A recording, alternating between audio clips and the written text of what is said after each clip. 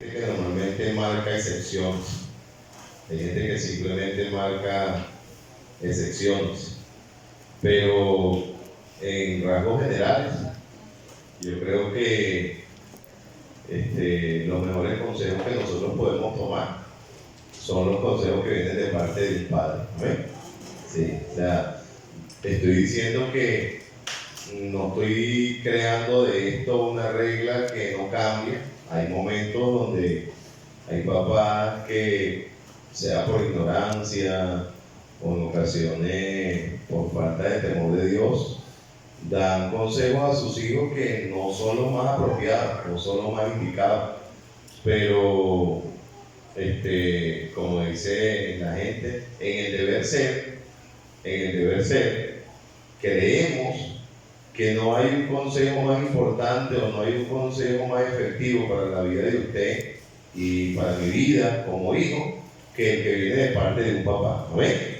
Porque el papá te aconseja con el temor de cuidarte, con el temor de ayudarte a que hagas bien las cosas para que evites males mayores. Otra de las cosas que vemos es que no es licor, hermano, dejarla. Como que está viviendo en el público, no dejarla.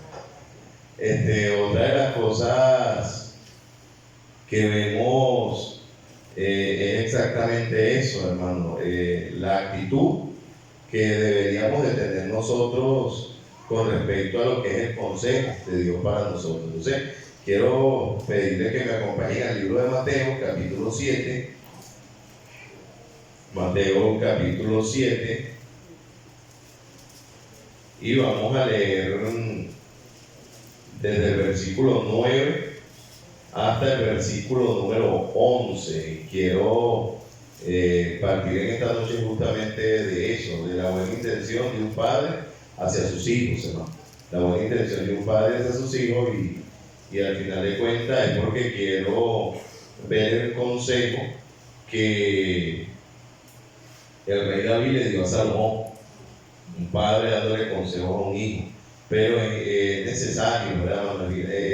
Imagínense usted aconsejando a su hijo y que el vecino escuche el consejo y el vecino obedezca el consejo y su hijo no lo obedezca y le vaya bien al vecino, pero su hijo no, porque fue desobediente. Algo así mismo tiene que pasar. Nosotros tenemos que aprender exactamente el consejo que encontramos en la palabra de Dios. Dice la Biblia: ¿qué hombre de vosotros que si su hijo le pide pan le da una piedra?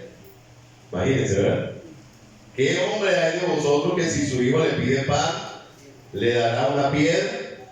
Si en la casa hay un solo pan, se lo vamos a dar a los hijos. Sí, y de repente podemos hacer tipos de broma, bromear, pero siempre vamos a intentar dar lo mejor para nuestros hijos. De hecho, a veces pareciera que cometemos un error en decir: yo le voy a dar a mi hijo lo que a mí nunca me dieron. Y ahí a veces parte lo que es el que el hijo comienza a sentirse como merecedor y a veces se le crea problemas. Pero aquí dice: ¿qué hombre de vosotros que si su hijo le pide pan le dará una piedra? ¿Habrá alguien aquí que sea capaz de hacer eso? A ver, ¿habrá alguien aquí que diga: no, pastor, ese muchacho cuando me pide comida yo le doy pantano, yo le doy piedra? A ver, ¿quién lo hace? Nadie lo haría, ¿verdad? Nadie. Ahora dice la Biblia: o si le pide un pescado, le dará una serpiente. Imagínense, ¿qué papá haría eso? Papá, quiero comer pescado, y el hombre va a ir a traer una serpiente al muchacho. ¿Usted haría eso? Usted no lo haría. Y si a alguien se le ocurriera hacerlo, usted tendría problemas con esa persona. ¿Sí o no? Usted no lo haría. Y si a alguien se le ocurre hacerle eso a su hijo, usted va a tener problemas con esa persona porque se está metiendo con sus hijos. Y con su hijo nadie se va a meter mientras tenga a alguien que lo defienda. Ahora fíjense la conclusión en el versículo 11. Dice: pues si vosotros siendo malos, porque usted y yo somos malos, amén, usted y yo somos malos, no somos buenos, somos malos. No hay bueno, no hay ni siquiera uno que pudiera decir que sea bueno. Pero aún, hermano, dentro de nuestra maldad, cuando se trata del trato hacia nuestros hijos, vamos a tratar siempre de darle lo mejor.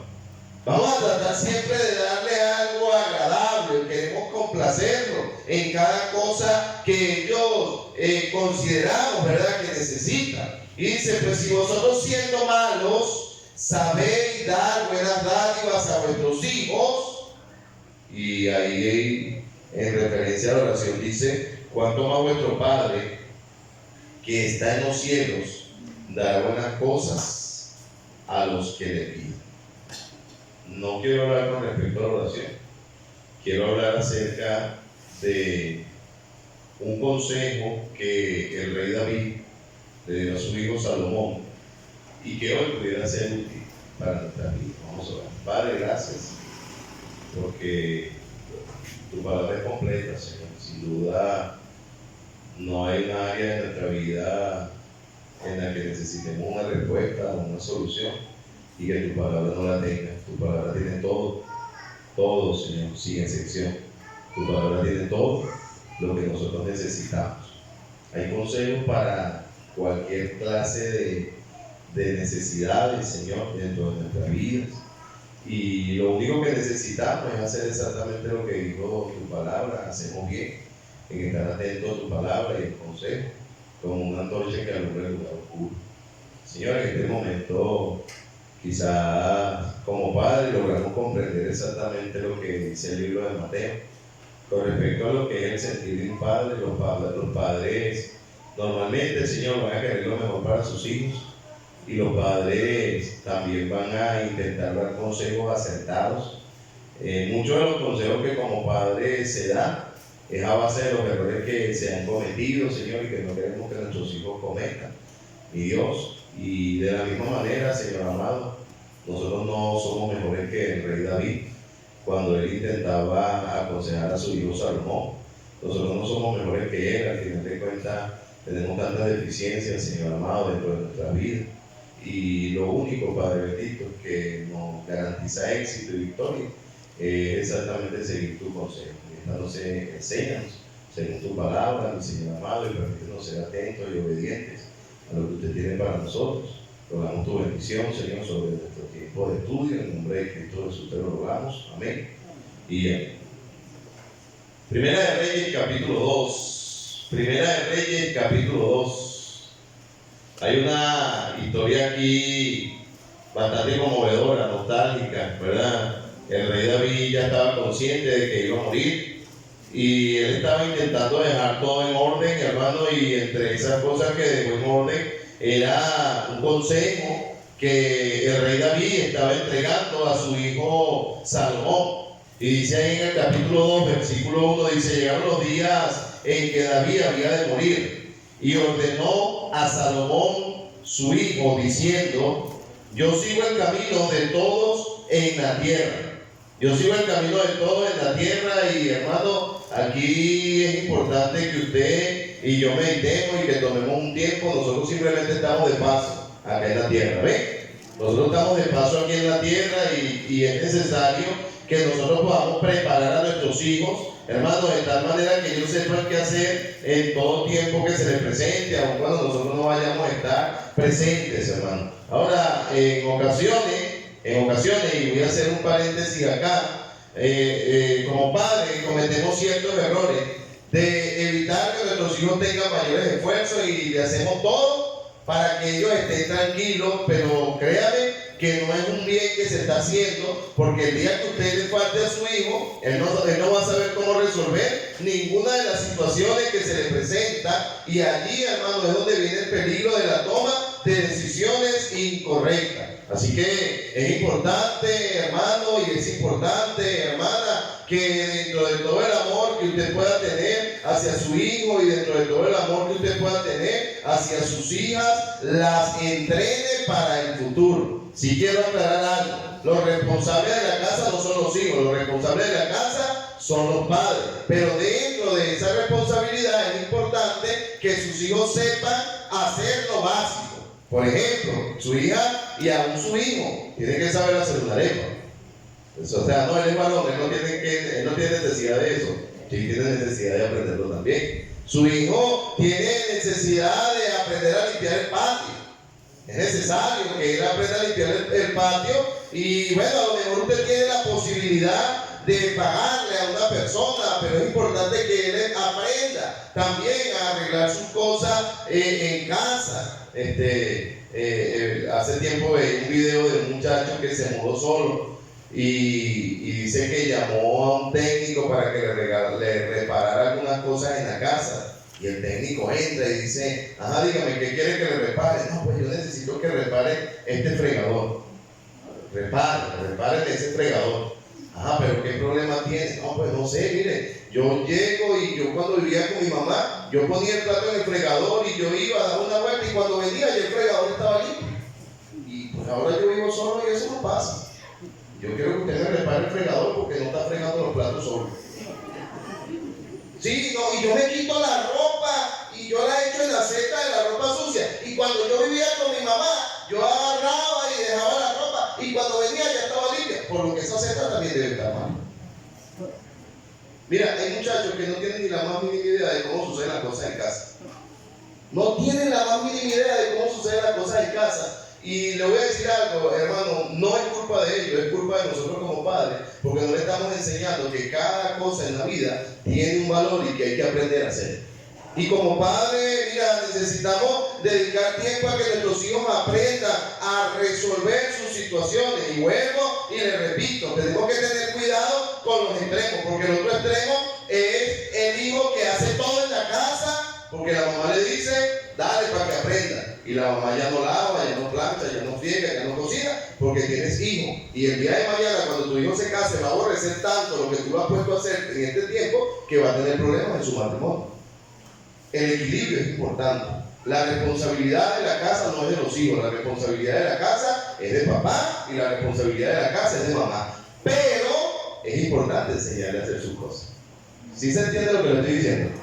Sí, porque de repente alguien va a agarrar la parte de que hay que poner los hijos a hacer las cosas y el muchacho va a hacer todo en la casa. Bueno, ya sabes, a partir de mañana te toca hacer desayuno, almuerzo, cena, lava, friega, plancha y cocina para que aprendas. Pero ¿cómo va a aprender si todo el que aprende necesita un maestro? Tú deberías de ser el maestro y tú deberías de ser la maestra de tus hijos. ¿Y por qué necesitamos entrenar a nuestros hijos? ¿Por qué necesitamos entrenar a nuestros hijos? Por lo que decía el rey David, allí hermano, dice en el versículo 2, yo sigo el camino de todos en la tierra. Algún momento tú no vas a estar. Amén. En algún momento tú no vas a estar. Y cuando tú no estés, lo que tú le hayas enseñado, eso es lo que él va a hacer. Por eso es importante, muchachos, y padres, que usted enseñe a sus hijos a las cosas básicas dentro de casa y las damas que enseñen a sus hijas a las cosas dentro de casa. A las niñas deben de entrenarse en cocinar, lavar, planchar, limpiar la casa. Y los varones tienen que ocuparse también en labores dentro de la casa, pero llevar, limpiar el patio, si hay que botar la basura, botar la basura, si hay que cambiar un bombillo, se cambia el bombillo. Y para eso tiene que haber alguien que lo entrene. Para eso tiene que haber alguien que lo entrene. Entiéndame, hermano, todos nosotros tenemos que decir lo mismo que dijo David. Yo sigo el camino de todos los seres humanos. En algún momento va a tocar partir de este mundo y ahora él dice, yo sigo el camino de todos en la tierra y le dice, esfuérzate y sé hombre, guarda los preceptos de Jehová tu Dios y anda en sus caminos, observando sus estatutos y mandamientos, sus decretos y sus testimonios, de tal manera que, de la manera que está escrito en la ley de Moisés, para que prosperes en todo lo que hagas y en todo aquello que emprendas, para que confirme Jehová la palabra que le habló diciendo, si tus hijos guardarán mi camino, andando delante de mí con verdad, delante de todo su corazón, y de toda su alma, jamás, dice, faltará a ti varón en el trono de Israel. ¿Quién era el rey David? ¿Quién era el rey David? Sencillo, un pastor de ovejas. Hermano, a propósito, De repente nosotros vemos el oficio de ser pastor de ovejas como algo bien tiernito. Ay, qué lindo, las ovejitas peluditas. No, es un oficio terrible, ¿no? Es un oficio tremendo. Estaba expuesto a las enfermedades, estaba expuesto a la garrapata, estaba expuesto a las pulgas, estaba expuesto a que viniera el lobo, vinieran los animales, y él era el que tenía que salir a pelear. Entonces entendemos que el rey David era un hombre esforzado, era un pastor de ovejas. Ahora, no solamente se quedó como pastor de ovejas, luego fue ungido como rey cuando ya no estaba el rey Saúl.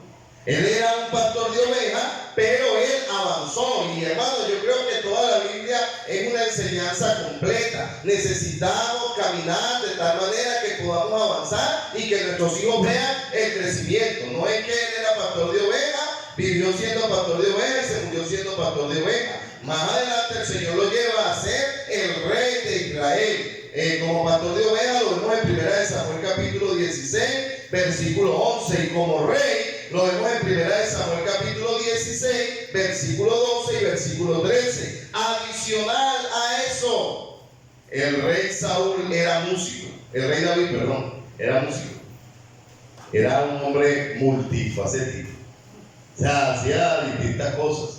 Él era músico, hermano. Era un hombre que cuando el rey Saúl estaba siendo atormentado, él fue el que fue con el arpa y la tocó y el demonio salía de él. Qué tremendo, ¿verdad? Que anteriormente la música que se tocaba en los tiempos bíblicos alejaba a los demonios, y la que la gente oye hoy en día parece que los llama. Sí, parece que la música que la gente oye hoy en día, en vez de espantar demonios, los llama. Y a propósito, no te estoy hablando de música mundana, te estoy hablando de música que en ocasiones dice que es cristiana. Sí, música que dice que es cristiana. Tenemos que tener mucho cuidado con la música que se filtra, porque en ocasiones se filtra una música que dice ser cristiana, pero que lo que hace es incitar a la sensualidad. Y tenemos que tener un discernimiento claro y presto con respecto a la música que agrada al Señor. Ahora, vamos al tema nuevamente. David era pastor de ovejas. David era un rey. David era músico. Pero aparte de eso, David era un guerrero. David era un guerrero. Hermano, David fue el que le dio muerte al gigante. Era un guerrero. Y imagínense, hermano, o sea, cuánta diversidad había en la vida de este hombre, como pastor de ovejas, como rey, como músico, y después lo vemos como guerrero. Ahí está peleando en contra del gigante. De hecho, fue lo que le abrió el camino, hermano, para llegar a donde Dios lo había llevado. Y peleó en repetidas ocasiones y dio muerte a los enemigos del pueblo de Israel. O sea, podemos ver por lo menos 4 facetas del rey David. 4 facetas del rey David, hermano, y cada una de esas facetas Dios la utilizó para que su nombre fuera glorificado. Tú y yo tenemos que tratar de que en el lugar donde estemos y estemos haciendo lo que estemos haciendo, el nombre del Señor sea glorificado. Sí, David era pastor de ovejas. Primera faceta. David era un rey. Segunda faceta del rey. David era músico, pero David también era un guerrero. Ahora vamos a Salomón. Lo primero que vemos es que Salomón era hijo del rey David. Era uno de los hijos del rey David. Fue el sucesor de su padre. Dale el padre, dale el hijo. Hijo de gato, casa ratón. Sí, mira, usted ve a los hijos y normalmente, aunque no quieran, los hijos quieren heredar la profesión o el oficio que tenía su papá. Y por eso es que es importante que los hijos vean a los papás esforzados. El hermano Oscar dice que le decía a Rebeca, estudia de todo menos educación, pero ella quiso ser educadora. ¿Por qué Rebeca decidió ser educadora?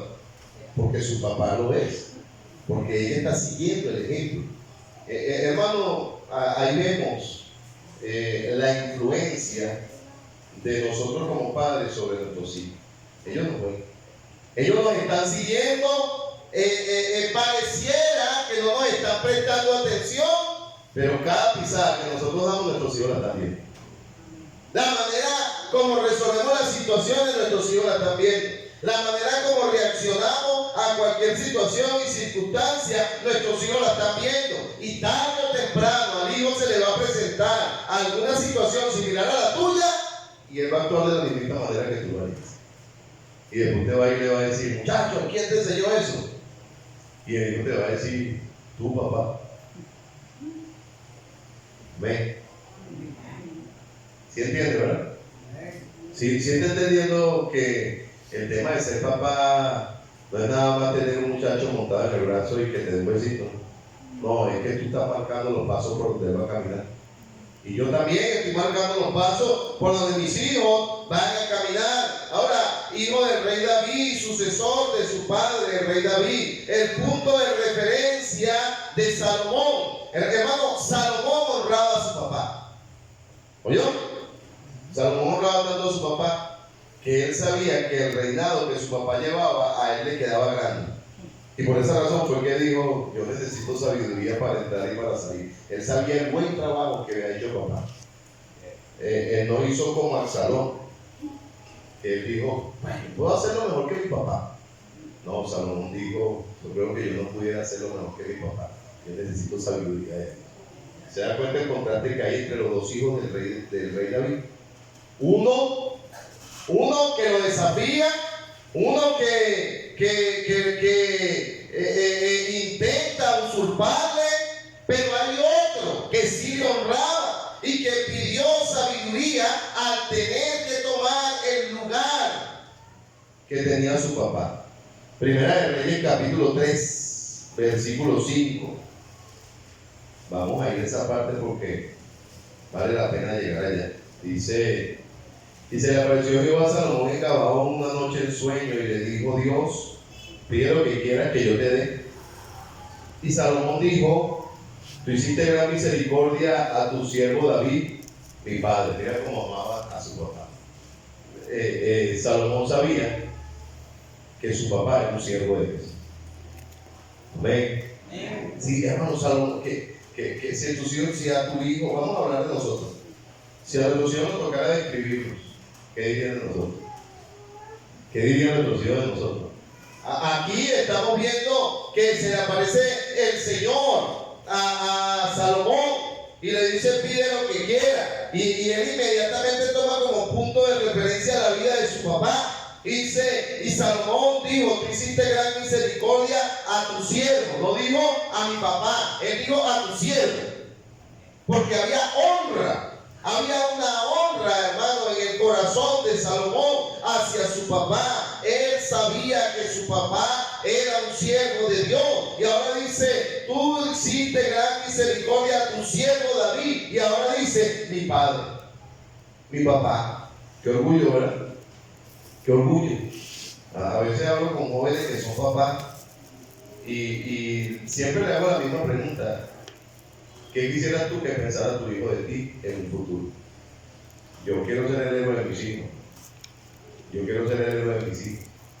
Y yo creo que cada persona tiene que tener ese deseo, pero a veces es más que deseo. Tenemos que actuar para que eso suceda.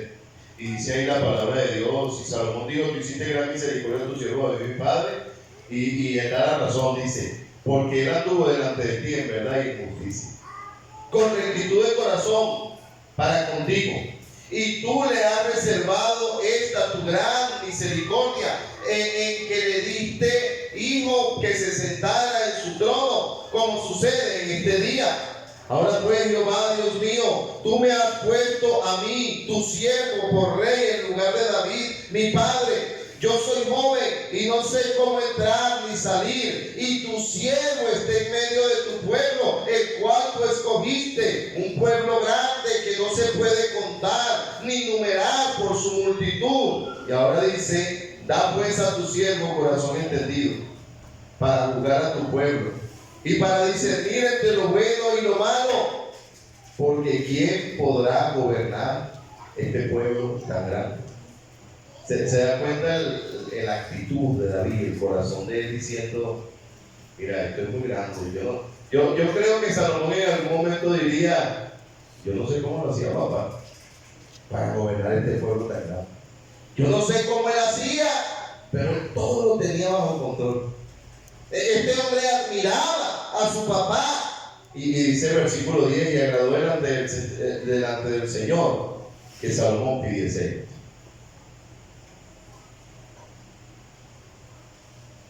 Quizás yo no estoy enfocando el mensaje en lo que normalmente se enfoca a leer, pero hay tantas cosas que nosotros podemos encontrar en este texto. Y una de las más importantes, hermano, era qué pensaba Salomón de su papá. ¿Qué era lo que él pensaba de su papá? Ahora, él pidió sabiduría. Otro punto de referencia de la vida de Salomón fue la persona que Dios utilizó para construir un templo para él. Lo que quería hacer su papá. Y esto también nos deja una gran enseñanza. Hay cosas que como padres nosotros hemos luchado por hacer y hemos querido hacer y posiblemente no lo vamos a lograr, pero nos sentiríamos servidos si nuestros hijos lograran aquello que nosotros deseamos hacer por tanto tiempo. Así que ellos pudieran ser mejor. Y Salomón honró a su papá de tal manera que aunque su papá no pudo lograr lo que estaba en su corazón con respecto al templo, su hijo sí lo logró. Siguió la visión del papá. Él siguió la visión del papá. Él estaba convencido de que su papá estaba ambicionando lo correcto. Él estaba convencido de que el deseo de su papá era lo que debía desear cualquier persona. No estaba Salomón diciendo, estoy esperando cumplir 18 para que ya papá no me mande. Como a veces nosotros como hijos pensamos. Ay, no, yo estoy esperando nada más que me salga mi primer trabajito para que usted vea que voy, me alquilo en otro lado y mi papá no va a tener que decirme nada. No, hermano, este hombre, aún cuando ya había crecido y cuando ya iba a ser prácticamente el rey, él seguía honrando a su papá y después de ser el rey, siguió honrando a David, su padre.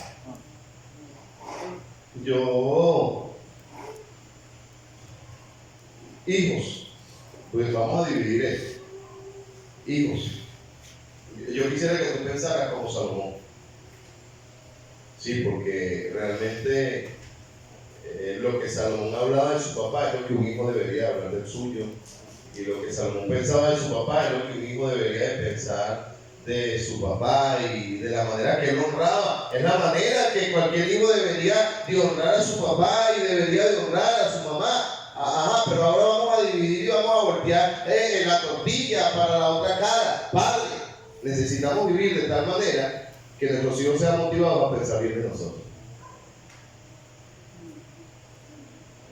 A mí sí me gusta cuando te quede ese silencio, porque muy en el fondo a veces nuestros hijos llegan a tener una mala perspectiva, una mala opinión de nosotros, porque nosotros mismos como padres no estamos haciendo el mayor esfuerzo de que ellos vean al Señor a través de nosotros. Sí, hermano, la meta es que Lemuel pueda conocer al Señor a través de mi vida. La meta es que Luisabel pueda conocer al Señor a través de mi vida. La meta es que tu hijo pueda conocer al Señor a través de tu vida. Sí, que tu hijo no tenga que decir, yo sí quisiera tener otro papá, sino que diga, yo tengo el papá que decir. Sí, qué bonito ese pensamiento, hermano, que había en el corazón de Salomón, que aún siendo rey, hermano, llamado por Dios, él comprendía, hermano, cuál era la labor que él iba a ejecutar. Aún así, hermano, este muchacho seguía honrando la vida de su papá, aún y cuando él no estaba presente. Referencias, hermano, de cada uno de estos siervos, referencia del rey David, referencia del rey Salomón. Pero hubo algo que marcó la vida de Salomón, y es el consejo que su papá le dio antes de morir. Primera de Reyes, capítulo 2, versículo 14.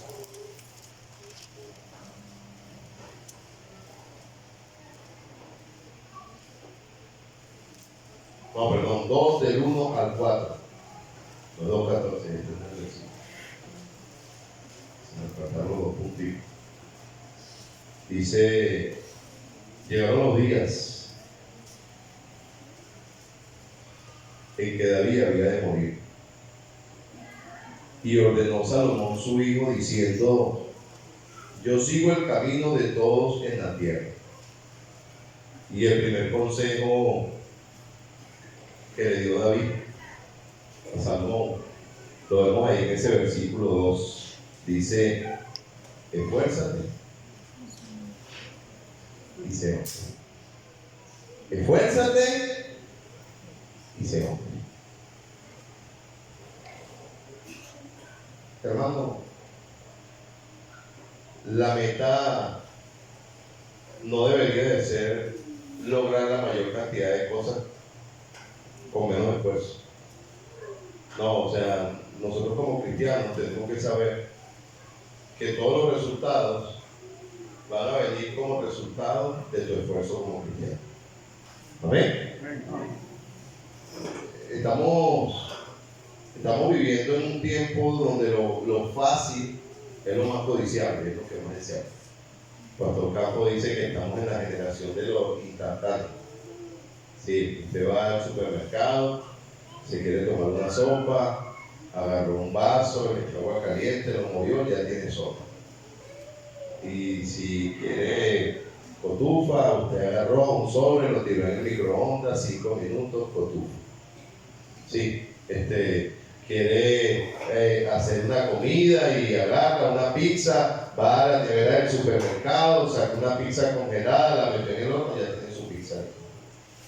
Y todo este tipo de cosas nos han afectado porque nosotros queremos grandes cosas sin mucho resultado. Y todo en la vida, hermano, es resultado del esfuerzo. Todo en la vida es resultado del esfuerzo. Qué bueno llegar para que le mande Efraín ahorita, mande Efraín. Maíz, ñame, ocumo, cambur, plátano. Entonces sí es una bendición. Pero hubiese ido unos añitos atrás cuando no había nada de eso y era puro monte. Pero alguien se esforzó para que hubiera lo que hay ahorita. Sí, qué bueno llegar a una casa, ¿verdad? Y viene un tremendo sol y cuando entra a la casa lo agarra a la sombra y dice: ¡ay, sabroso! ¡Qué sabroso es esta sombra! Pero a lo mejor años atrás no había un techo en ese lugar y alguien se esforzó para que existiese ese techo. A la iglesia, hermano, qué sabroso es llegar ahorita, ¿verdad? A través de la vía principal y llegar a los transportes a la puerta de la iglesia. Pero años atrás, cuando comenzó la iglesia del Calvario, que era pura tierra y pantano, y que los hermanos subían con sus botas y se cambiaban las botas en la puerta de la iglesia, pero alguien pagó un precio. Hermano, mira, necesitamos sacarnos el facilismo de la mente. Servir al Señor es un asunto de esfuerzo. Amén. Servir al Señor es un asunto de esfuerzo. Y hermano, el rey David, siendo rey y teniendo todo el poder y teniendo todo el dinero en su mano para que su hijo se esforzara lo menos posible, él agarró y dijo: papá, ven acá, pon el tesoro a un lado, tú te esfuerzas ese hombre. Hace poco leí algo y dice que los tiempos difíciles crean hombres fuertes y los hombres fuertes crean tiempos fáciles y los tiempos fáciles crean hombres débiles.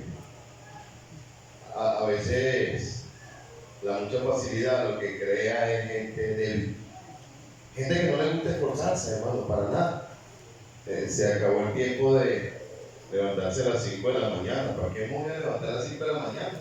Si ya mi papá me tiene todo hecho. No, hermano, debemos esforzarnos. Ahí dice la palabra de Dios que el primer consejo, hermano, que David entregaba a su hijo, dice: esfuérzate y sé hombre. Y a propósito, le decía a David: sé hombre, porque él nació hombre. Amén. Amén. Y la mujer, sea mujer. Porque ahí está el otro problema ahorita. Ahí está el otro problema ahorita. Que los hombres quieren ser mujeres y las mujeres quieren ser hombres. La Biblia divide dos conceptos que parecieran ser lo mismo. La Biblia habla de los homosexuales, pero también habla de los afeminados. No es lo mismo. ¿Oye? Una cosa es un homosexual y otra cosa es un afeminado. Y hermano, lamentablemente aún dentro de la iglesia hay un montón de afeminados.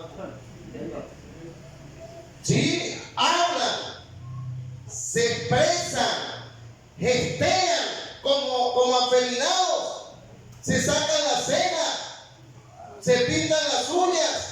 Hombres, no, hermano, no funciona de esa manera. Yo no estoy diciendo homosexual, estoy hablando de gente que aún siendo hombre quiere tener más delicadeza incluso que una mujer.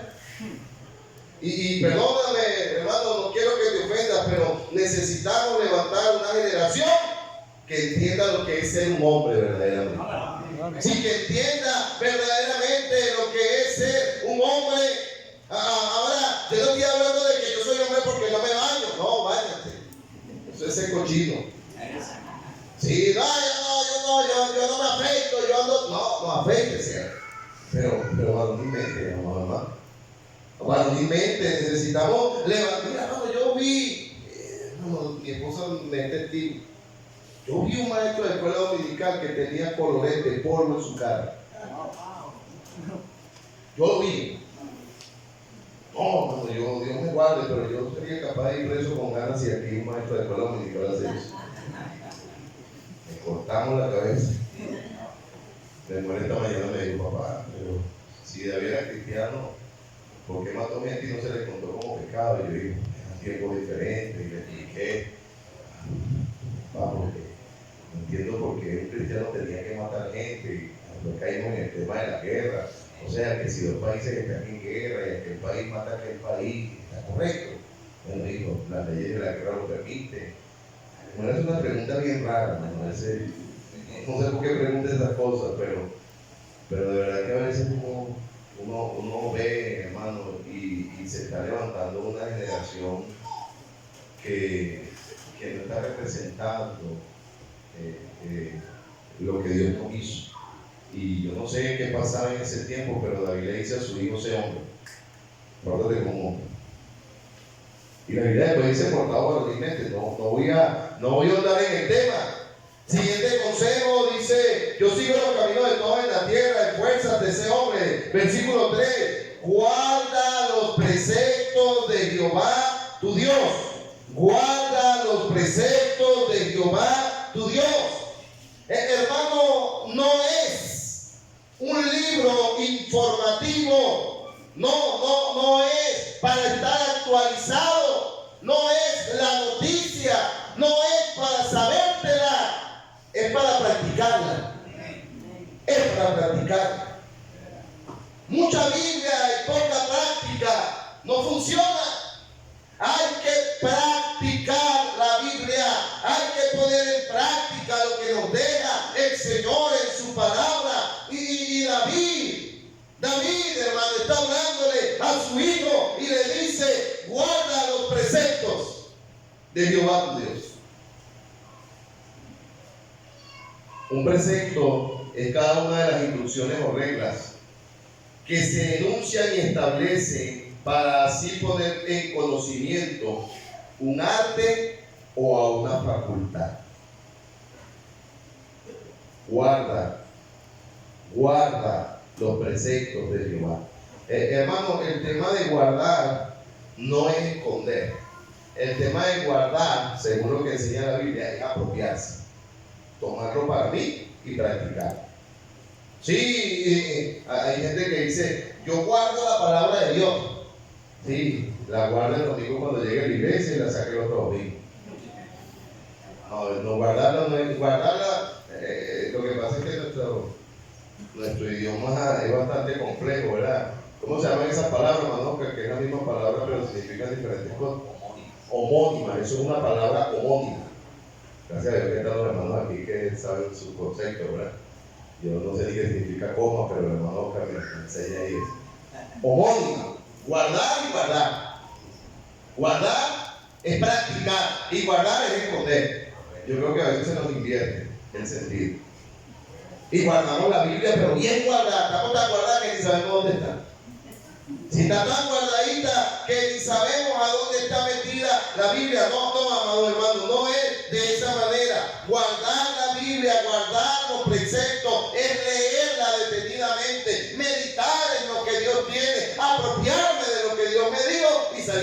practicar lo que aprendiste. ¿Sí entiendes? Practicar.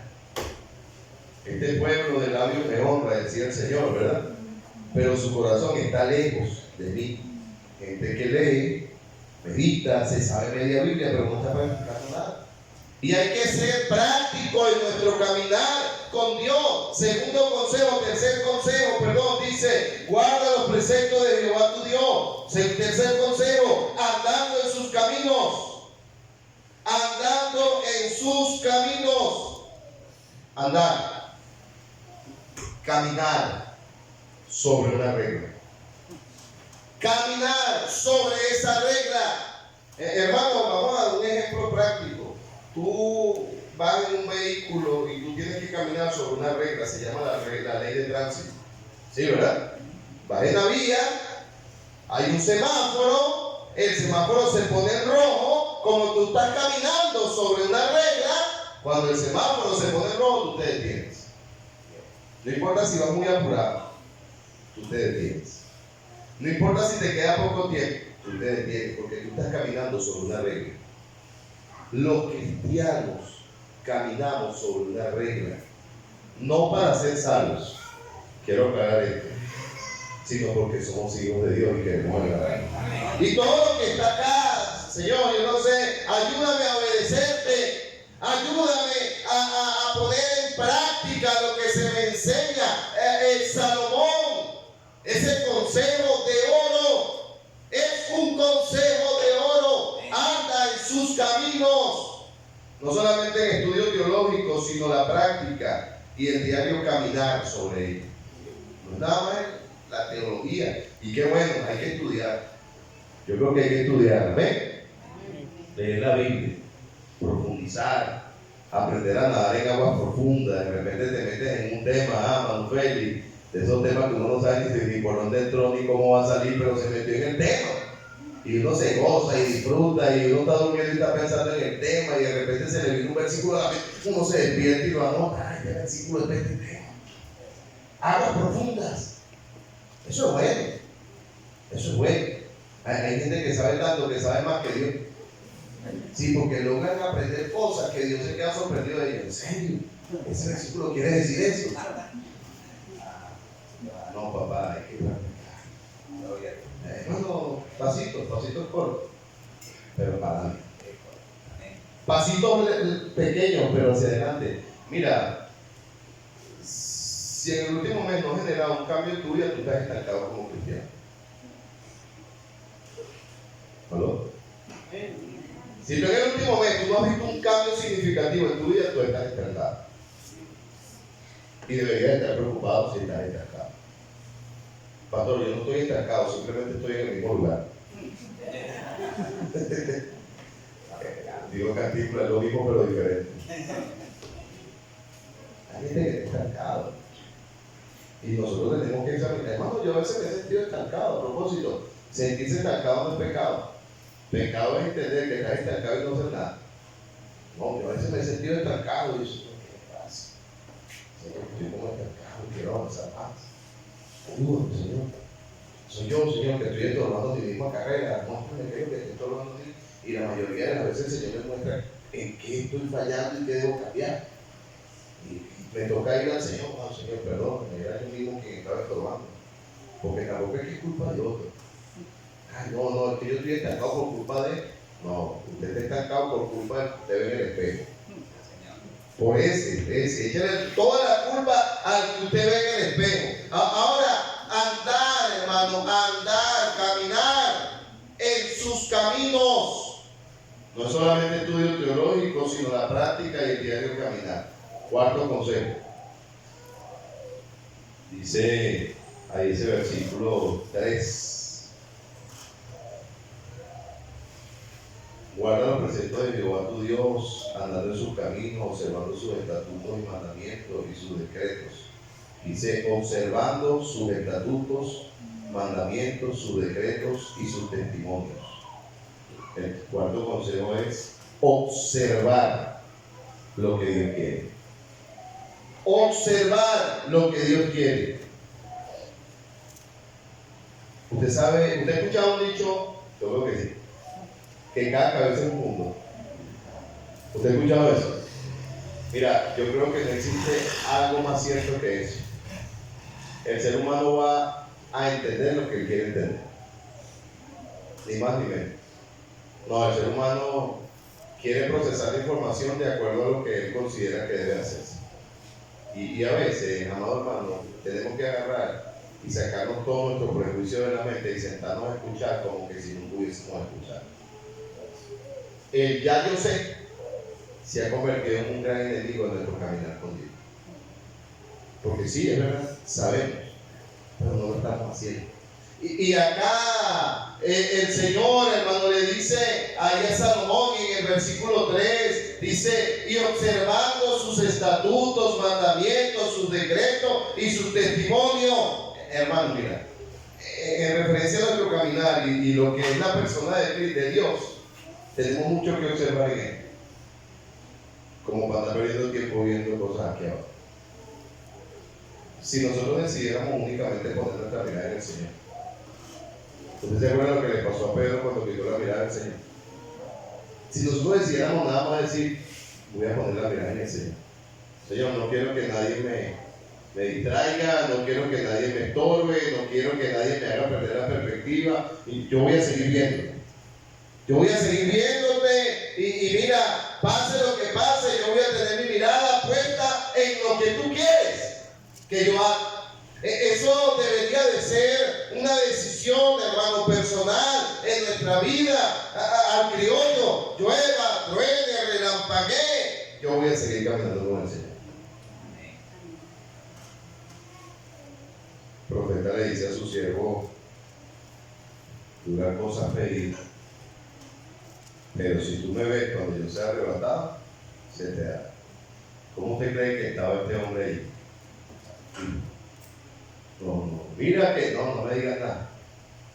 Estoy pendiente aquí porque así deberíamos nosotros mirar al Señor. Sin distraernos, hermano.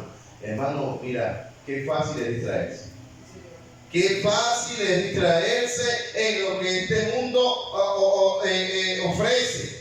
Ahora, pero el Señor no te mandó a ti a observar más nada. El Señor, hermano, nos mandó a observar, a contemplar y a ver exactamente sus estatutos, sus mandamientos, sus decretos, estatutos, normas acordadas por el fundador para un buen funcionamiento de una sociedad. Mandamientos, conjuntos de principios éticos y de convivencia, decretos, decisiones irrevocables de una autoridad. ¿Se da cuenta lo que significa o lo que el Señor quiere que nosotros veamos? Lo primero es observar. Observar es contemplar como ejemplo mi práctica. Contemplar como ejemplo mi práctica.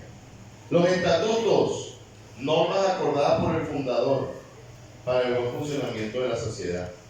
Mandamientos, conjuntos de principios éticos y de convivencia. Decretos, decisiones irrevocables de una autoridad.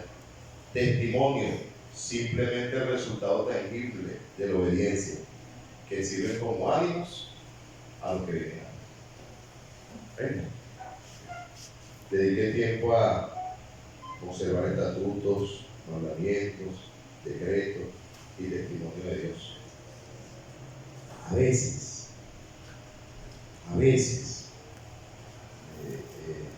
yo siento que hay gente que está buscando una excusa para desanimarse. Yo siento que hay gente que está buscando una excusa para desanimarse.